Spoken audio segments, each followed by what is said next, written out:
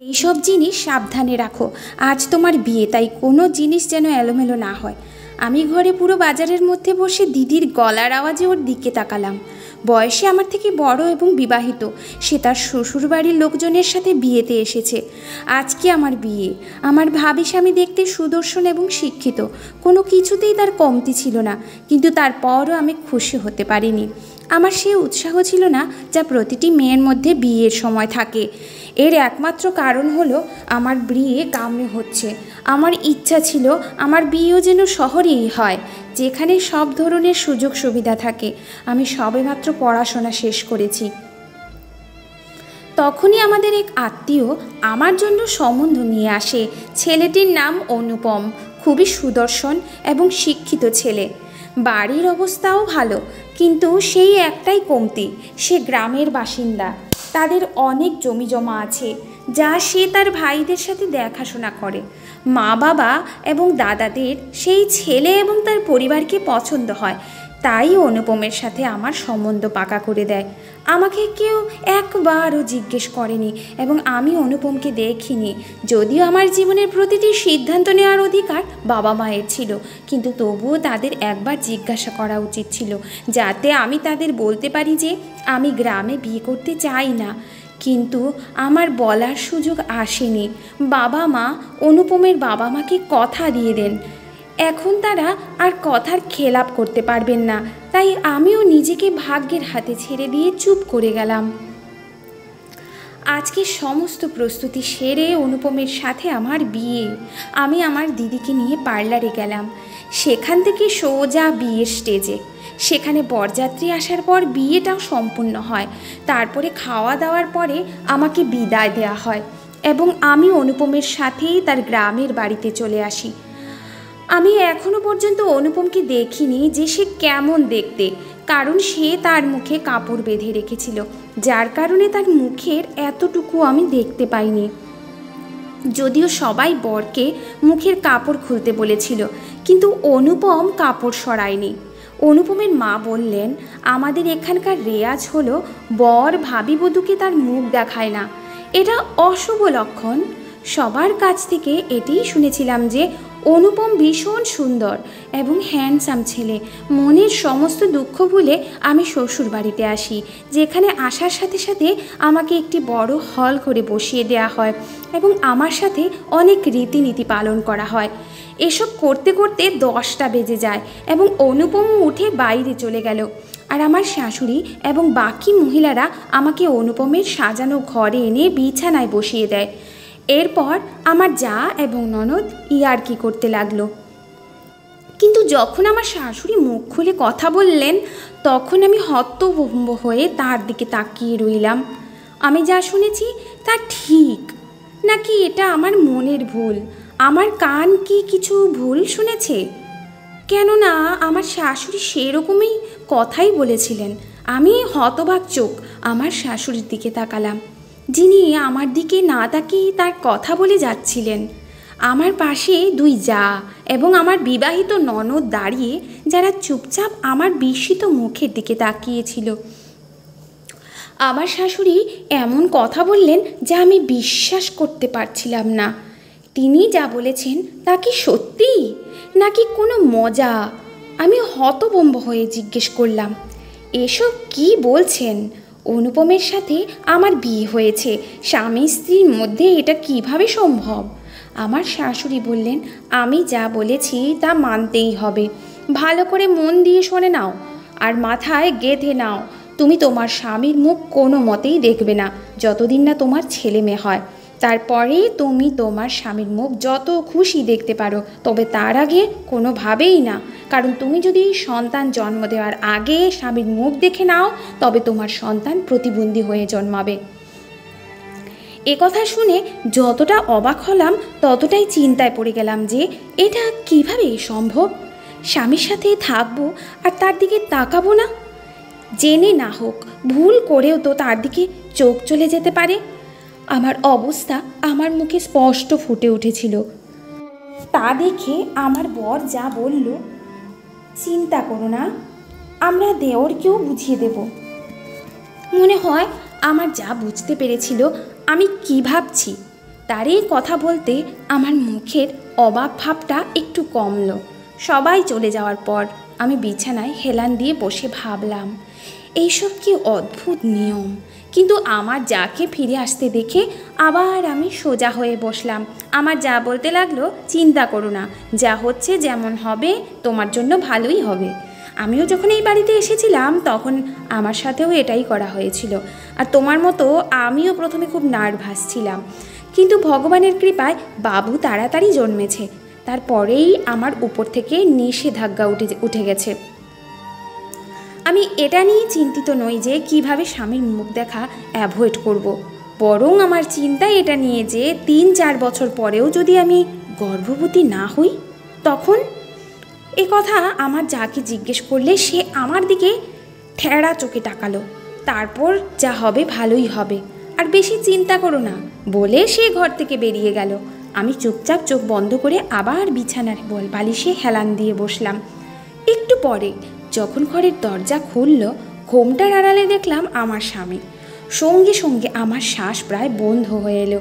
সবার কাছেও অনুপমের অনেক প্রশংসা শুনেছিলাম, কিন্তু এখন খুব নার্ভাস হয়ে যাচ্ছিলাম। সে এসে আমার কাছে বসে। আমার শাশুড়ি আমাকে যে কথাগুলো বলেছিল সেও সেই কথাগুলোই পুনরাবৃত্তি করলো। অনুপম বলতে লাগলো, এটা আমাদের গ্রামের বহু পুরনো প্রথা। এখানে নতুন বউ সন্তানের জন্মের আগে তাদের স্বামীর মুখ দেখে না, আর তোমারও উচিত এই প্রথাকে সমস্ত হৃদয় দিয়ে গ্রহণ করা। যদিও আমার মন অনুপমের চেহারা দেখার জন্য ব্যাকুল হয়ে উঠেছিল, কিন্তু মন চাইলেও তাকাতে পারিনি। তারপরে অনুপম তার সাথে আনা একটা কালো কাপড় আমার চোখে বেঁধে দিল, আর আমার আঙুলে একটা আংটি পরিয়ে আমার মুখ উঠিয়ে অনেকক্ষণ ধরে আমার প্রশংসা করতে থাকলো। বিয়ের প্রথম রাতটা খুব সুন্দর কেটেছে। বিয়ের আগে আমার মধ্যে যে ভয় ছিল তা অনুপমের কোলে পড়ার সাথে সাথেই শেষ হয়ে যায়। কিন্তু ওই একটা কথাই মনে গেঁথেছিল যে আমি অনুপমকে দেখতে চাই। আমার মন ছটফট করছিল, আমি অনুপমকে দেখতে চাইতাম। কিন্তু শাশুড়ি এবং অনুপমের কথা মনে পড়ায় আমি উদাস হয়ে পড়তাম। কিন্তু তারপরেও আমি শাশুড়ি এবং স্বামীর কথা ভুলে আমার স্বামী অনুপমের মুখ দেখে নিলাম। সকাল 6টায় আমার ঘুম ভাঙল। আমি চোখে বাঁধা পট্টি খুলেও অনুপমের দিকে তাকালাম। অনুপম ঘুমিয়ে আছে। ঠিক যেমনটি সবার কাছ থেকে শুনেছিলাম, আমি অনুপমকে ঠিক তেমনই পেলাম। অনুপমের এমন নিষ্পাপ আর প্রেমময় মুখ দেখে মনে হলো ওর গালে ভালোবাসার চিহ্ন এঁকে দেই। ইচ্ছাটি পূরণ করতে এমনকি আমি আমার ঠোঁট অনুপমের গালের কাছে নিয়ে গিয়েও হঠাৎ থেমে গেলাম। এটা আমি করতে পারবো না, কারণ অনুপম যদি বুঝতে পারে যে আমি তার মুখ দেখেছি তাহলে সে রেগে যাবে। বিয়ের পরের দিন যখন আমার শাশুড়ি এবং অন্য সবাই জিজ্ঞাসা করলো, আমি বললাম যে প্রথা অনুযায়ী আমি স্বামীর মুখ দেখিনি। আমার কথা শুনে সবাই খুব খুশি হলো এবং আমাকে বোঝাতে লাগলো যে মনে রাখবে, সন্তান না হওয়া পর্যন্ত এই আচার যেন না ভাঙে। আমিও কাউকেই বুঝতে দিইনি যে রাতের বেলা অনুপমের চোখ এড়িয়ে আমি ওর মুখ দেখে নিয়েছি। আমি স্বামীকে না দেখে কিভাবে থাকতাম? তাই তো আমি শ্বশুরবাড়ির লোকেদের কথা মানিনি। মাঝে মাঝে আমি ভয় পেতাম, যদি সত্যি সত্যি আমার ছেলে প্রতিবন্ধী হয়ে জন্মায় তাহলে। কিন্তু আমি এই বলে নিজেকে সান্ত্বনা দিতাম যে এই সব সেকেলে কথা, এটা গ্রামের অশিক্ষিতদের ভাবনা। ভগবান যা করেন ভালোর জন্যই করেন। মানুষ কিভাবে জানবে এরপর কি হবে? আর স্বামীর মুখ দেখাতে সন্তান কেন প্রতিবন্ধী হবে? আমার এই জীবন এই সমস্ত সেকেলে জিনিসকে এড়িয়ে চলাই ভালো। আমি একটা শিক্ষিত পরিবারের জন্মেছি। আমরা 2 ভাই 2 বোন, আমরা 4 জনই বেশ শিক্ষিত। আমার পড়াশোনা যখন শেষ হয় তখন বাকি সবাই বিবাহিত। আমার বাবা মাও শিক্ষিত ছিলেন। বাবার নিজের বড় কাপড়ের ব্যবসা ছিল, যা বাবা এবং 2 ভাই মিলে চালাতো। আমার বৌদিরাও ভালো ছিল, তারা আমাকে বোনের মতো ভালোবাসতো। আমার বাবা মা তাদের কখনোই কোনো ধরনের পুরনো রীতিনীতির পালন করতে বলেননি। আমি পড়াশোনা শেষ করে কিছু করতে চেয়েছিলাম, কারণ আমার ফ্যাশন ডিজাইনিংয়ে ডিগ্রি ছিল এবং আমার ইচ্ছা ছিল নিজের ফ্যাশন বুটিক খোলার। কিন্তু হঠাৎ বিয়েতে আমার সমস্ত ইচ্ছা ও স্বপ্ন ভেঙে চুরমার করে দেয়। আর আমি আজ এই গ্রামে বসে বিয়ে করে একটা ফালতু ফাঁদে পড়ে গেছি। কিন্তু অনুপমের দিকে তাকালে আমার মনটা শান্তিতে ভরে উঠত।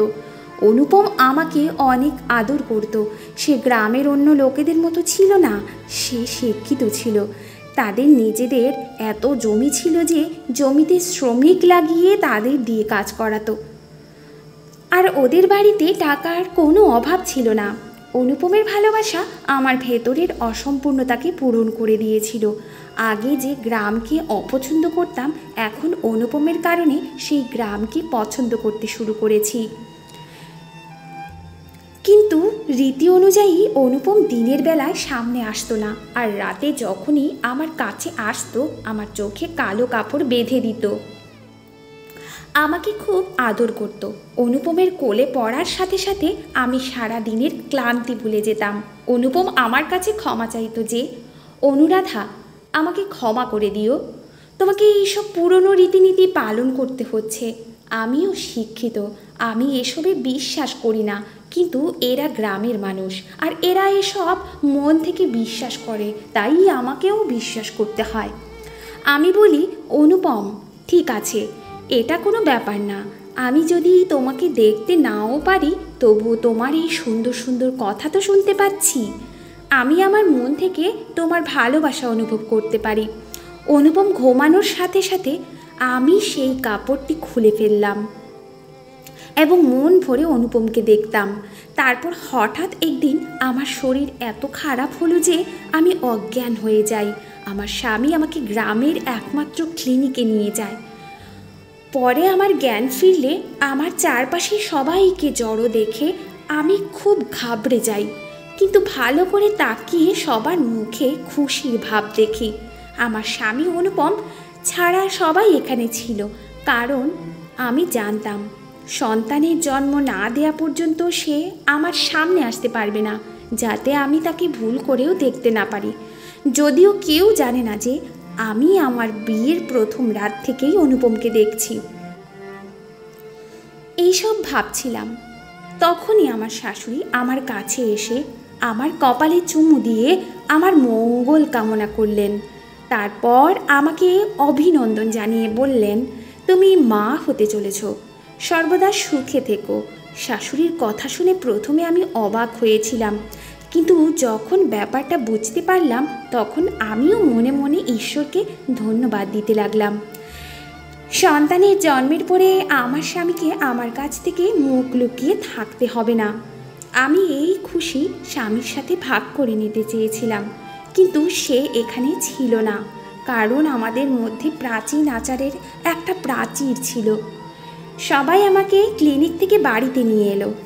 রাতে যখন আমি চোখ বন্ধ করলাম, আমার স্বামী আমার কাছে এসে আমাকে অভিনন্দন জানালো। আমিও খুব খুশি হয়েছিলাম। বাড়িতে সবাই আমার খুব যত্ন নিচ্ছিল।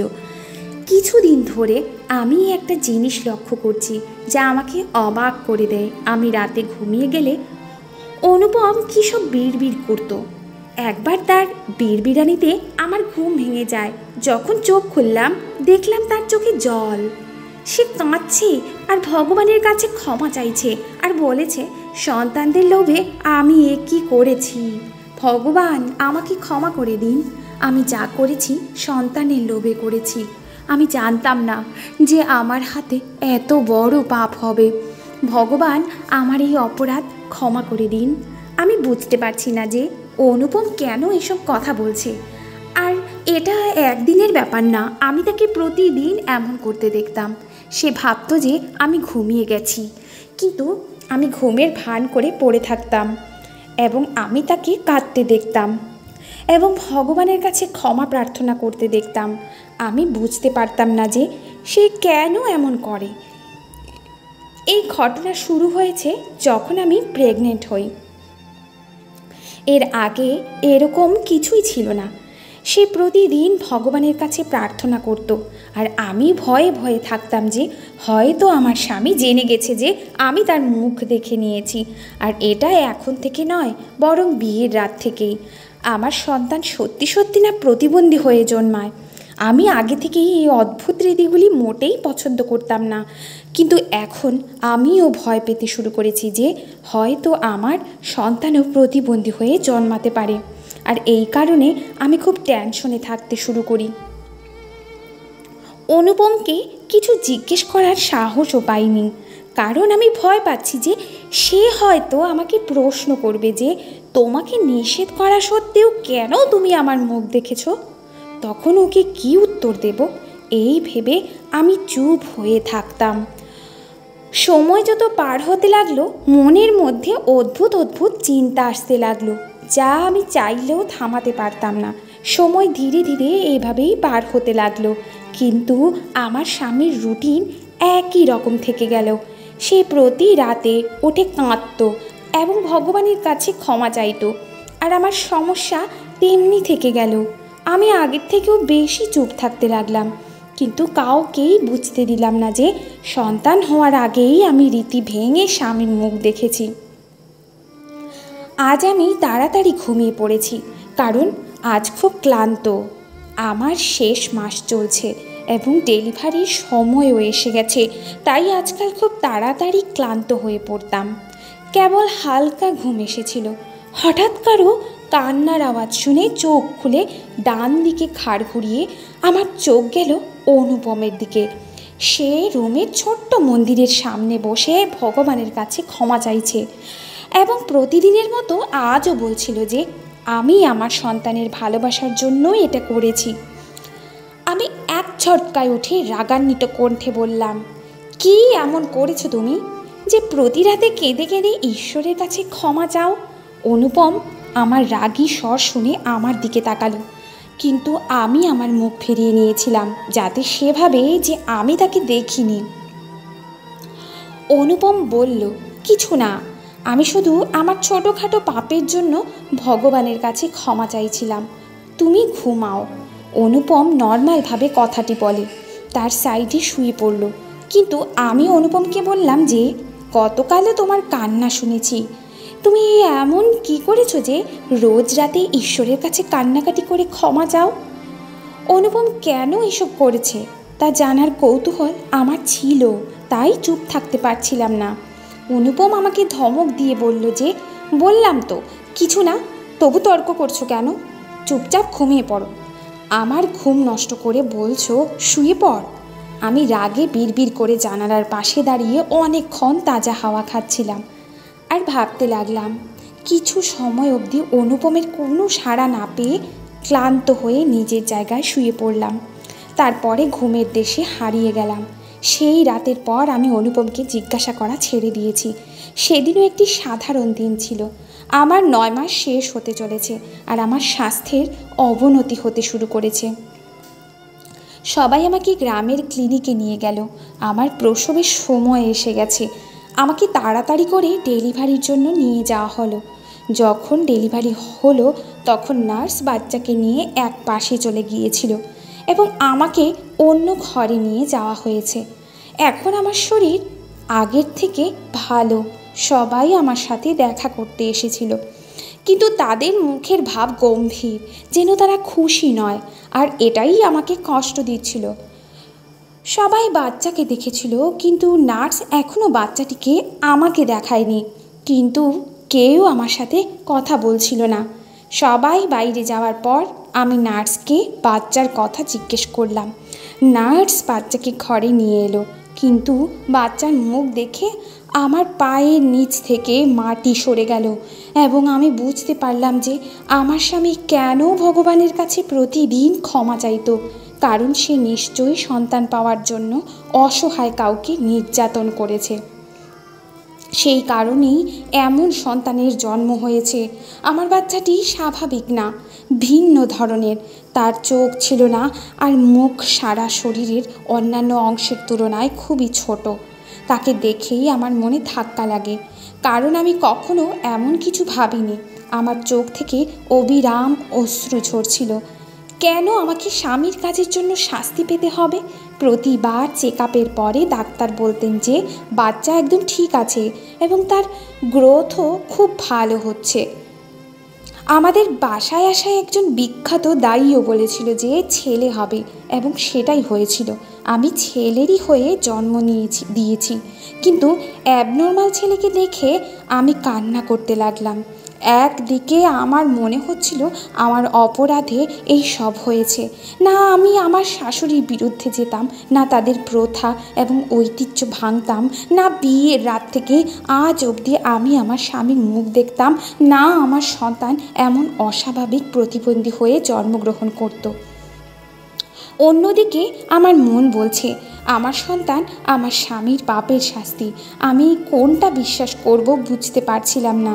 আমাকে কাঁদতে রেখে নার্স আমাকে সান্ত্বনা দিয়ে বাচ্চাটাকে আমার কাছে শুইয়ে রেখে চলে গেল।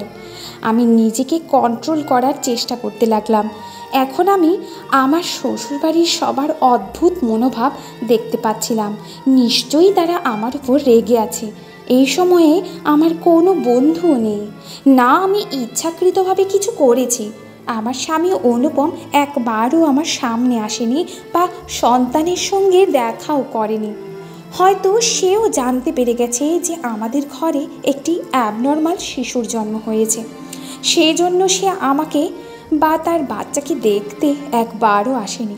পরের দিন বাচ্চাকে এবং আমাকে বাড়িতে নিয়ে যাওয়া হলো, কিন্তু শাশুড়ি এবং যা বলতে শুরু করলেন যে এই সব হয়েছে কারণ নিশ্চয়ই তুমি স্বামীর মুখ দেখেছ, যদিও তোমাকে বলা হয়েছিল যে সন্তান না হওয়া পর্যন্ত স্বামীর দিকে তাকাবেও না।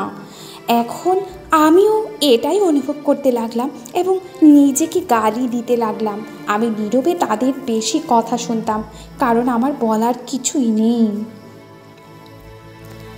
আমি আমার বাচ্চার যত্ন নিতে ব্যস্ত হয়ে পড়লাম, কারণ যেমনই হোক সে আমার সন্তান। 1 সপ্তাহ হয়ে গেল অনুপম বাড়িতে আসেনি। আমি ভাবলাম সেও আমাকে দোষী মনে করছে। আমার বাবা মা এসেছিলেন এবং যাওয়ার আগে আমাকে সান্ত্বনা দিয়ে বলেছিলেন যে তারা আমাকে একা ফেলে যাননি, বরং যখনই দরকার হবে তখনই আমার পাশে থাকবেন। শুধু একটা ফোন করলেই তারা ছুটে আসবেন। আমার সন্তানের জন্মের পর 10 দিন কেটে গেছে, কিন্তু অনুপম বাচ্চার কাছে গিয়ে একবারও দেখার চেষ্টা করেনি। আর তারপর এক সন্ধ্যায় হঠাৎ অনুপম এসে পড়ল। তখন আমি বাচ্চাকে খাওয়াচ্ছিলাম। অনুপম চুপচাপ গিয়ে বিছানায় বসলো। আমিও বাচ্চাটাকে বিছানায় শুইয়ে দিলাম, কারণ সে ঘুমিয়ে পড়েছিল। কিছুক্ষণ সে বাচ্চাটার দিকে তাকিয়ে থেকে তারপরে বাচ্চাকে জড়িয়ে ধরে হাউ মাউ করে কাঁদতে লাগলো। আমি দরজা বন্ধ করে দিয়ে তাকে কাঁদতে দিলাম, যাতে তার মনের সমস্ত কষ্ট বেরিয়ে যায়। অনেকক্ষণ কাঁদার পর সে নিজেই চুপ হয়ে গেল এবং অনেকক্ষণ মাথা নিচু করে বসে থাকার পর আমার সামনে হাত জোড় করলো। এটা আমার জন্য খুবই বিস্ময়ের ব্যাপার। কিন্তু সে বলল, আমাকে ক্ষমা করে দিও অনুরাধা, আমার পাপের শাস্তি আমার ছেলে পেয়েছে। কিন্তু আমি এটা কখনোই চাইনি। আমি ভগবানের কাছে অনেকবার ক্ষমাও চেয়েছি, কিন্তু ভগবান হয়তো আমাকে ক্ষমা করেননি, তাই আমাদের এমন একটা সন্তানের জন্ম হয়েছে। আমি বললাম, অনুপম কেমন পাপ? আমি জিজ্ঞেস করতেই সে চুপ হয়ে গেল এবং মাথা নিচু করে নিল। আমি ভাবলাম সে হয়তো আমাকে কিছু বলতে চাইছে না, তাই সে চুপ করে আছে। ওকে চুপ থাকতে দেখে আমি ঘর থেকে বেরিয়ে যাচ্ছিলাম, কিন্তু হঠাৎ তার কণ্ঠস্বরে আমার পা থেমে গেল। আমি সাথে সাথে তার দিকে ফিরলাম। সে মাথা নিচু করে আস্তে আস্তে কিছু বলেছে। নাকি অনুপম তার কোনো অপরাধ স্বীকার করছে? সে বলতে শুরু করলো যে বিয়ের রাতে মা আমাকে বুঝিয়ে পাঠিয়েছিলেন যে কোনো অবস্থাতেই তোমাকে যেন আমার মুখ দেখাই, নইলে সন্তান প্রতিবন্ধী হয়ে জন্ম নেবে। এর আগেও আমি দাদা বৌদির সময় শুনেছিলাম, কিন্তু এইসব কথা আমি বিশ্বাস করিনি। এসব পুরানো আচার বলে মনে করতাম, কিন্তু তবুও মা আমাকে এত বিশ্বাসের সাথে বুঝিয়েছিলেন যে আমার মনের মধ্যে কোথাও গেঁথে গেছিল যে মা যা বলছেন তা মেনে নেব। রাতে এটা ভেবেই রুমে এসেছিলাম যে আমি কোনো রিস্ক নেব না। মা যেমন বলেছেন তেমনই করব। কিন্তু আমি জানতে পারলাম যে তুমি আমার মুখ দেখেছো। আমি একজন শিক্ষিত মানুষ এবং তোমার মতো আমিও এইসব জিনিসে বিশ্বাস করিনি। তাই আমি নিজেকে এই বলে সান্ত্বনা দিলাম যে কিছুই হবে না, এসবই আমাদের ভুল ধারণা। এই ভেবে আমি নিশ্চিন্ত ছিলাম। আমি ভালো করেই জানতাম যে তুমি প্রতি রাতে আমাকে দেখো, কিন্তু আমি এটা কাউকেই বলিনি। আমি তোমাকে খুব পছন্দ করতাম এবং আমি তোমার সাথে সুখী জীবনযাপন করতে চাইতাম। কিন্তু যতই সময় গড়াচ্ছিল আমার অস্থিরতা বাড়ছিল। আমি নিজেকে সান্ত্বনা দিয়েছিলাম, কিন্তু তারপরও কেন জানি না আমার মনের মধ্যে কোথাও একটা খটকা এসেছিল যে আমার মুখ যেহেতু তুমি দেখেছো তাই আমাদের সন্তান পঙ্গু হতে পারে। আমি এই দ্বিধা নিয়ে একজন জ্যোতিষীর সাথে দেখা করি। যদিও আমি জ্যোতিষীর কথায় বিশ্বাস করতাম না, তবুও আমার বন্ধুদের পরামর্শে আমি তাকে আমার হাত দেখালাম। তিনি আমাকে বললেন, তোমার জীবনে একটা বড় ফাড়া আছে, সেটা সন্তানের আকারে হতে পারে। আমি খুব ভয় পেয়ে গেছিলাম এবং সন্তান জন্মের আগে স্বামীর মুখ দেখার গল্প আমার বিশ্বাস হতে শুরু করে। আমি জ্যোতিষীকে বিশ্বাস করি এবং আমি তাকে এই সমস্যা থেকে বের হবার উপায় জিজ্ঞাসা করি, যার উত্তরে জ্যোতিষী বলেছিলেন যে এক উপায়ে আমার সন্তানকে প্রতিবন্ধী হওয়া থেকে বাঁচানো যেতে পারে। যদিও আমি একজন শিক্ষিত ব্যক্তি এবং খুব ভালো করেই জানতাম যে যা ঘটে তা ঈশ্বরের ইচ্ছাতেই ঘটে, এতে মানুষের কোনো হাত নেই। কিন্তু সেই সময় আমার চিন্তাভাবনা হারিয়ে গেছিল আর আমি চাইতাম যে সময়ের আগেই আমার সমস্ত সমস্যার সমাধান হয়ে যাক। জ্যোতিষী আমাকে বলেছিলেন যে আমি একটি অসহায় শিশু, যে প্রতিবন্ধী বা স্বাভাবিক নয় এবং যার এই পৃথিবীতে কেউ নেই সেই রকম বাচ্চা জ্যোতিষীর এনে দিতে। আমি অবাক হয়ে বলেছিলাম, বাচ্চাকে দিয়ে কী করবেন?